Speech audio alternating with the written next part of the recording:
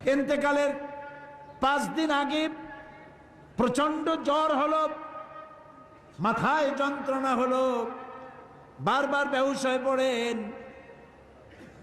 যে রাত্রে ইন্তেকাল করবেন সেই রাত্রে সাহাবায়ে কেরাম কেউ ঘরে ফেরে নাই, সবাই কাঁদতেছে। সকলের ধারণা নবীজি খুব তাড়াতাড়ি বিদায় হয়ে যাবেন।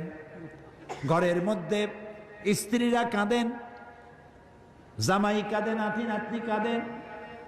সব থেকে বেশি কাঁদছেন হযরতে মা ফাতিমা রাদিয়াল্লাহু তাআলা আনহা। রাসূলুল্লাহর হুশ এলো, হযরত ফাতেমার কান্না দেখে কাছে ইশারা করে ডাকলেন, কানে কানে কি যেন বললেন। হযরত ফাতেমার কান্না বন্ধ হয়ে গেল। হযরত আয়েশা ফাতেমাকে ডেকে বলেন, মা তোমার আব্বা জান কি তোমারে বলল, কান্না বন্ধ